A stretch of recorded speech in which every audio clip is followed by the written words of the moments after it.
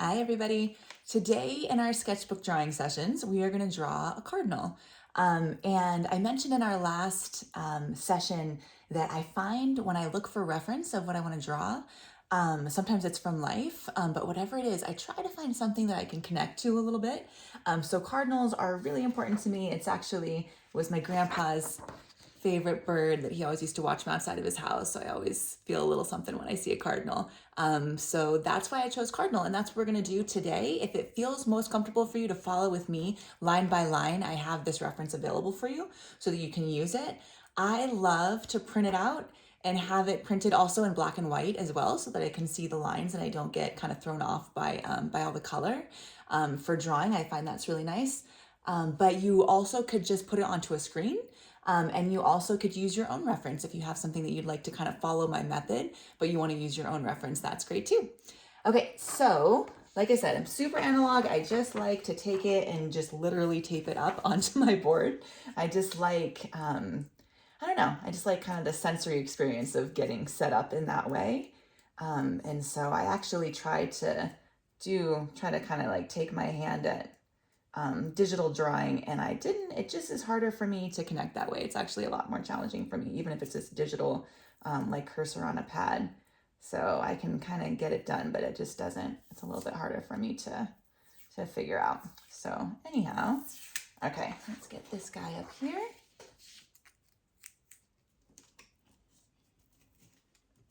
There we go. And I'm just gonna do one more on the other side. And I'm gonna be using a Sharpie today just so that you can see, but I would definitely suggest, whether you're in a sketchbook on a piece of paper or whatever it is, to make sure that you're using pencil and also just working lightly so that you can make mistakes. So we've got it as sketchbook drawing just because we wanna make sure that we got permission to make mistakes, permission to practice. And even if you have a great drawing that you pull out and you frame up because it turned out so great, that's awesome. But over the course of the process, we just want to be able to feel loose enough that we can make mistakes and make adjustments. A lot of times drawing to me, I'll get kind of the basic image in there, and then it's just a series of little adjustments, little erasing and moving things around. So we just want to have room for that. Okay, so starting point, again, I've got my Sharpie, but please use pencil if you've got it. I generally look at my whole picture and I start to feel a little overwhelmed by like the whole picture and what has to happen. And then I just choose a starting point. And from that starting point, I start to move out into the other lines. And I think it's just a series of lines. Where can I start? And then start to move out from there. So for this drawing, I'm gonna start with the cardinal's eye. He's got his eye kind of like right in his mask. All right, and so I'm actually gonna start by just getting that eye in there. Now, one thing I do have to notice for the kind of shape of this drawing is that if I'm gonna start with the eye, I'm gonna have to come over to the edge of my paper. I just have to give myself enough room because otherwise I'm gonna come off of the edge of the page. Which, if that happens, sometimes that looks really cool from a composition standpoint. So don't worry if you run out of room. But I'm gonna try to give myself enough space to come off the edge. So starting over to my right side, I'm just gonna give myself literally just a tiny circle for the cardinal's eye. So I'm just gonna give myself a little circle. And it's right there, little circle. And I'm gonna move, as we get into details, I'll be moving this up closer to you so that you can see better as well. But just to get the kind of shape, I'm gonna start from farther out. So I have my eye. Now, if I look over at the cardinal's mask, I'm actually gonna get the mask in before I go into the rest of the head. The mask is like a really crucial part to making a cardinal, just kind of really distinctive, that little mask in there. So I'm gonna start by getting that shape first. So it looks like it curves. So it has a little curve coming forward here. And then it hinges down just a touch, just a little line down. Actually, you know what? I'm gonna go ahead and come closer because I wanna make sure you guys can see this really well. Okay, so we've got cardinal, mask, eye, mask. This is where it's coming down over its beak, this line here. Okay, and then I'm gonna go ahead and I'm gonna get a little bit more of the mask coming down and back. So I'm gonna come down and back. This is giving space for the beak to come in, okay? And then I'm gonna come the bottom edge of the beak There's a line coming down this way. I got that. And then it comes forward just a touch, overlaps the beak right there. And then it's coming down into his chest. So I'm just going line by line, coming down into his chest. So I'm going to come down into his chest as well. All right. So we've got that shape. And then I got to come through on this outside curved line. I'm not going to put too much pressure on myself because it's a pretty organic shape. So I don't need to have it perfect, but I want to have it match up with the eye by the time I get back up. Okay, so I'm just going to come up, give myself some grace here as I come up.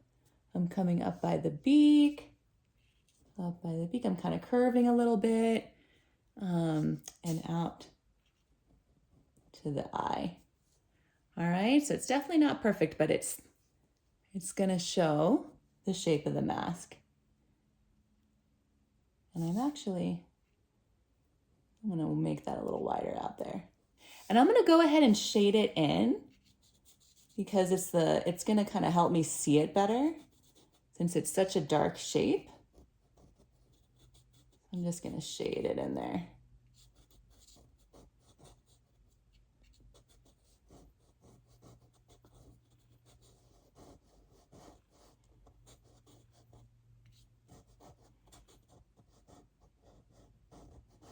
Okay, so once I've got that shaded in, I have the mask portion. Now I'm going to go ahead and add in the beak here. All right, so it's just curving a little bit, diagonal and coming back.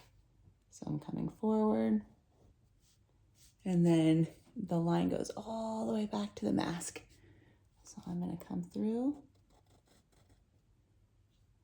and get that beak shape in there. Okay. All right, now from here, I'm going to get into the outside shape of the cardinal. So I'm going to put this back, and I'm also going to put it back because I realized, once I was doing that the only way for me to really get in there to show you was with my left hand. So I'm going to put this back up here so I can go back to my right hand because I'm definitely right-handed. Okay, so now I'm coming up to the outside shape of the cardinal. And I'm going to come all the way back through his body. So now I'm trying to get just the outside shape of him all together. So I have my beak. I'm going to come up into this sort of tuft area. All right, so I'm going to take my line. I'm going to come up. And I'm going to kind of guesstimate. I could also just do a little measure and see how high up I need to go. I think I went a teeny bit too high. I got that line. And then I'm gonna just lightly give myself an indication of how those feathers are. So I'm not gonna be like really strong, zigzag. I'm just gonna lightly kind of give a little up and down stroke with my Sharpie to show that that's not a solid straight line coming down from his feathers, that it's actually that texture of feathers. So I'm just gonna do it lightly here. So I'm going a little light coming down. And I'll go ahead and show you closer how I handled that. So just really light, little indication that there's feathers there. Okay, and then once I have that, I'm gonna start to follow the curve at the back of the head. So I've got that, now I'm gonna start to curve out. I'm still going lightly.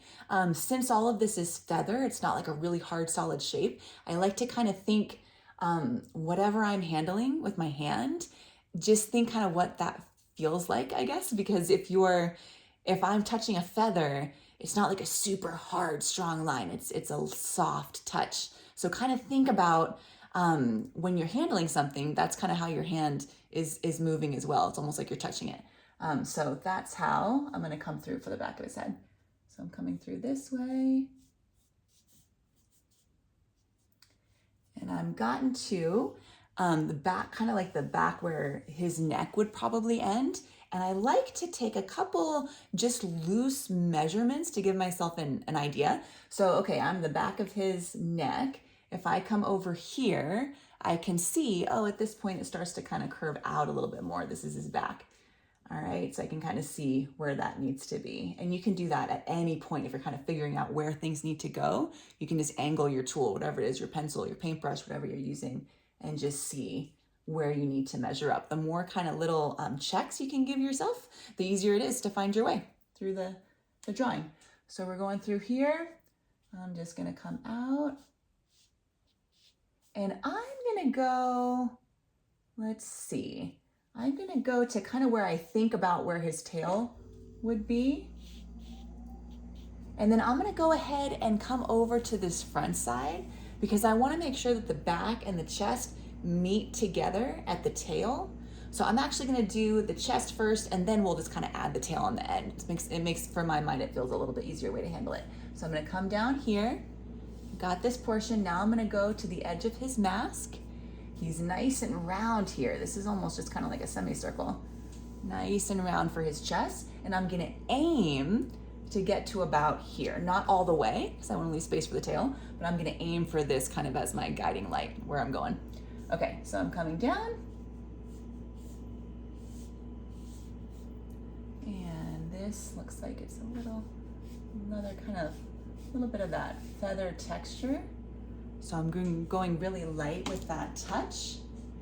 All right, just kind of soft, even sort of short, almost dash marks to show that that's feather there.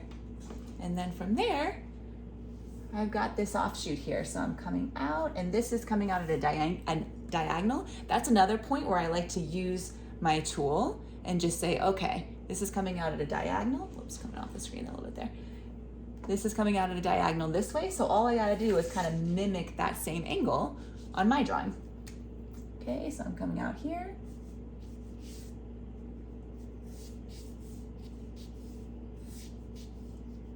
And here, maybe a little bit like that. Okay, so now I've got that shape.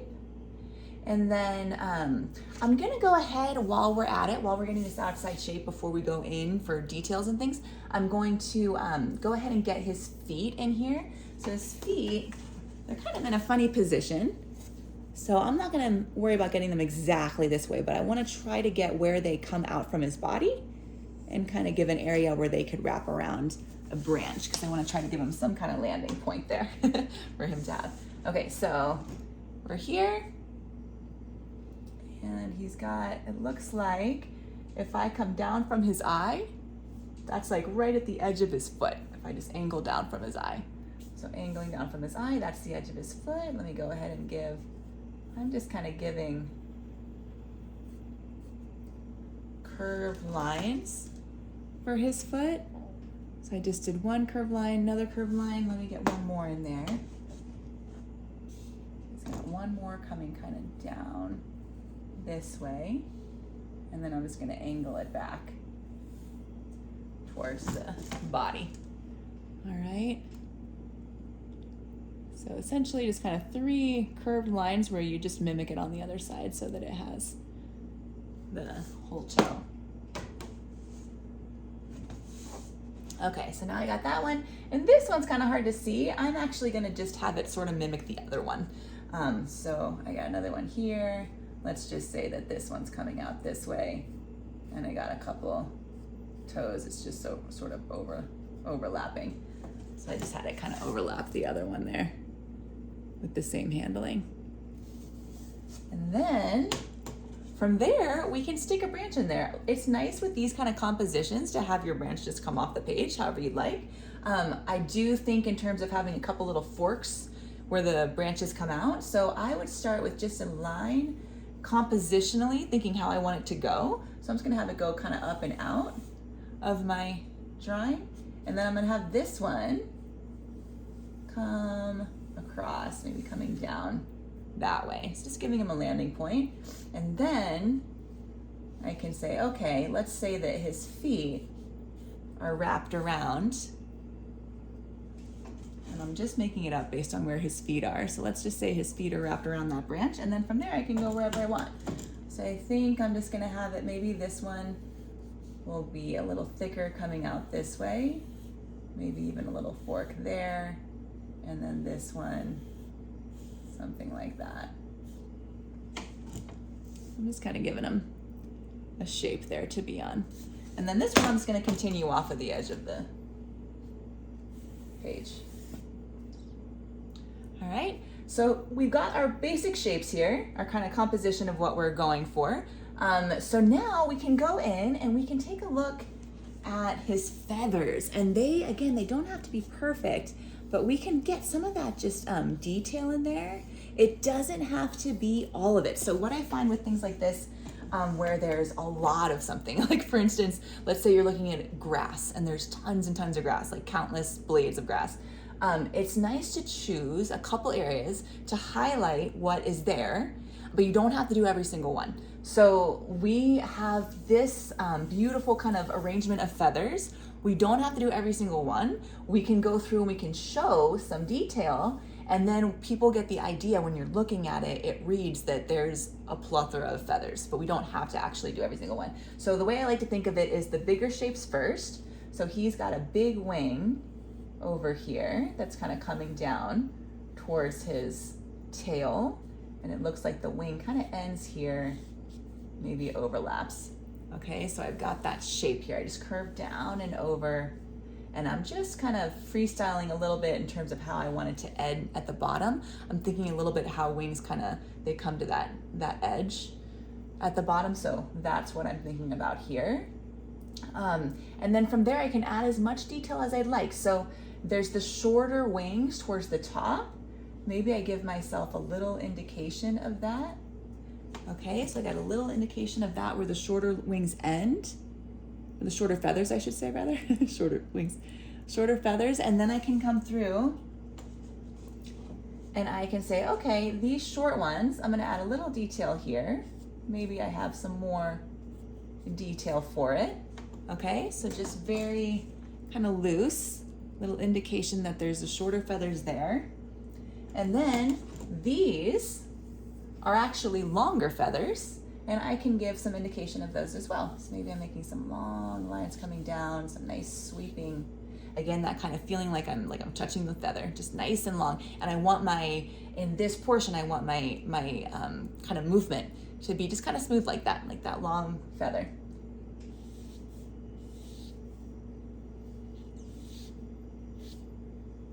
Okay, so now I got some of that. Maybe I have a little bit of the overlap at the center here. So maybe I have some feathers that are kind of coming in from the other side. And then coming out this way. Okay, so I did this pretty loose, just kind of sketchy, but getting in the indication of the feathers. And then I can decide, okay, well, do I want to have any more detail in the rest? And that's really up to you. I can come through, maybe all of these feathers are super short and light, but maybe I have this kind of some short lines showing a little bit of that in there. I can kind of play with the textures. You can even take, if you wanted, you could even take a little area of your drawing and you can play with different ideas. So maybe I want to do some little dash marks. Maybe I want to do some dots. Maybe I want to have some dots as texture. Maybe I want to have more real detailed kind of looking at the feather and how its shapes look. So I can play with different textures and then I can apply those into my bird. And I can take it my own direction, kind of give it its own texture.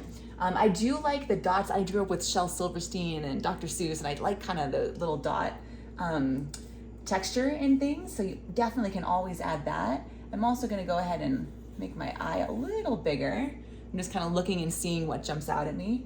I might make this little mask a little bit kind of featherier on the outside. So I'm just adding a little bit more of the mask, a little more feather in there. And you can go through and add color if you'd like.